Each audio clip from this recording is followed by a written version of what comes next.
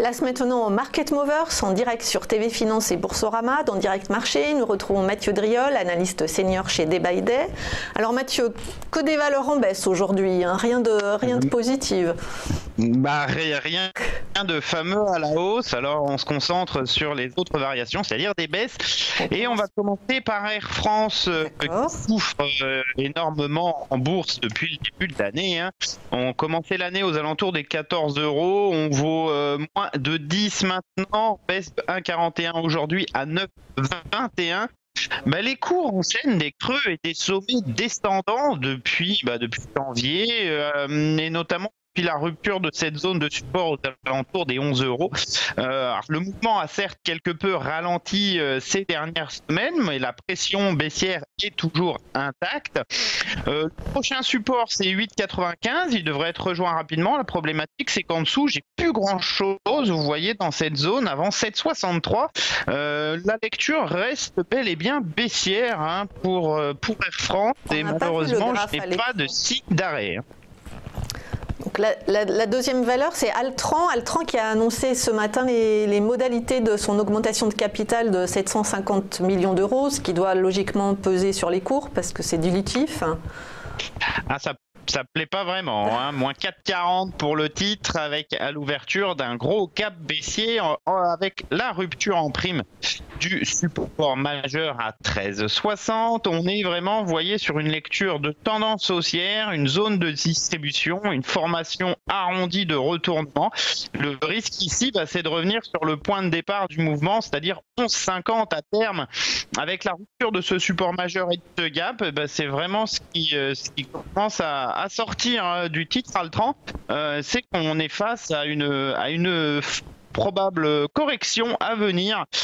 Tout pullback aux alentours des 13,80 serait pour moi vraiment une opportunité d'allègement des positions longues. Le risque ici, c'est d'accélérer assez nettement vers 12,36 puis 11,52. L'autre valeur en baisse, c'est BNP Paribas, qui fait partie des plus fortes baisses du CAC 40 ce matin, dès l'ouverture.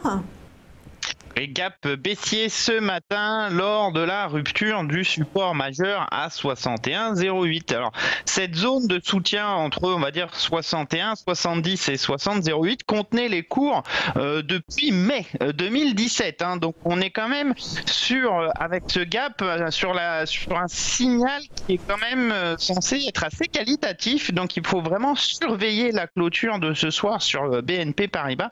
Si elle se fait sous ce support, le risque ici, c'est de voir, là aussi, vous voyez, une impulsion, une zone de distribution, une formation arrondie de retournement et un retour au minimum sur le point de départ, donc entre 55 et 51, 76. J'ai pas grand-chose d'ailleurs comme soutien avant ces deux niveaux.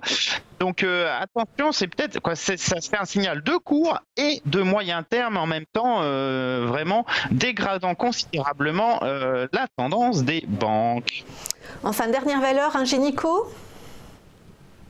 Alors, on est là pour le coup sur une dynamique baissière assez marquée, oui. Notamment depuis ce gap de la fin février, gap baissier qui a vraiment provoqué une véritable débandade, une chute des cours. Alors le titre était déjà coutumier du fait, on en avait déjà 2-3 assez importants en 2016.